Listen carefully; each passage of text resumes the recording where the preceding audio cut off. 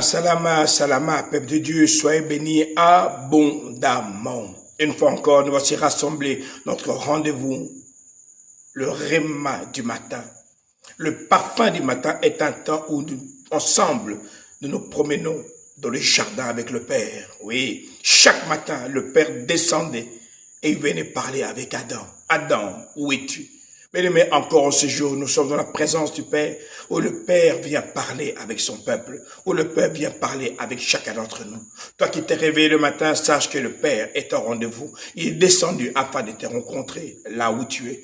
Alors simplement, bénis le Père de ce qui t'a permis encore de voir le jour en ce nouveau temps. Nous sommes toujours au passage des Josué, ici, au chapitre 10, on dit ceci. Josué et Adoni Sédec, roi de Jérusalem, apprennent tout ce qui s'est passé. Josué a pris la ville d'Aï, il l'a complètement détruite. Il a traité comme il a traité la ville de Jéricho et son roi. De plus, les Gabonites qui font la paix avec les Israélites, et ces gens-là vivent maintenant parmi isolés.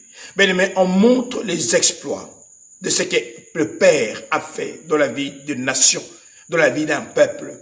Lorsque le Père parle de ces choses, c'est pour dire ce que je fais dans le passé, je peux le faire et je le ferai dans ta vie aujourd'hui. Le Père que nous servons est l'Éternel qui est le même hier, aujourd'hui et éternellement. Il ne change pas. Lorsque le Père te demande de venir dans sa présence, c'est pour une seule chose, te montrer qu'il est le Dieu responsable, qui est capable d'agir dans ta vie et de te sortir de tes situations. Mon frère, ma soeur, ne doute jamais de la présence de Dieu dans tes situations. On vit dans un monde où on doit faire face à beaucoup de challenges, beaucoup de situations. Mais le Père te dit, tu n'es jamais seul.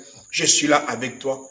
Tout ce qui te demande vient de ma présence. Le grand problème des fils de Dieu, des enfants de Dieu et des gens de ce monde, c'est que beaucoup veulent sortir de leurs solutions avec des solutions humaines, mais ils ne pensent pas que Dieu est capable de le faire. Parfois, Dieu peut te mettre dans un mur, simplement pour que tu saches qu'il est le Dieu qui pourvoit. Avant qu'ils soient les naïfs dans ces villes-là, ils ont fait 40 ans dans le désert. Et dans le désert, Dieu les a montré qu'il était capable de pouvoir à chacun de leurs besoins. Mais une deuxième chose, beaucoup sont restés dans le désert. Pourquoi? Parce qu'ils n'ont pas su apprendre la guerre. Mon frère, ma soeur, le Seigneur te permet de sortir afin de rentrer dans la victoire. Mais il te donne une solution, sa présence, car il dit, sans moi, vous ne pouvez rien faire. Tiens la main de Dieu, réponds à l'appel du Père. Adam, où es-tu? Mets ton nom à la place. Et quand tu diras, me voici, tu vivras ce que le Père peut faire dans la vie d'un homme, dans la vie d'un peuple, dans la vie d'une nation. Et c'est là, ici, votre pasteur Nkosi Congo. Alors je vous dis, salama, salama, salama.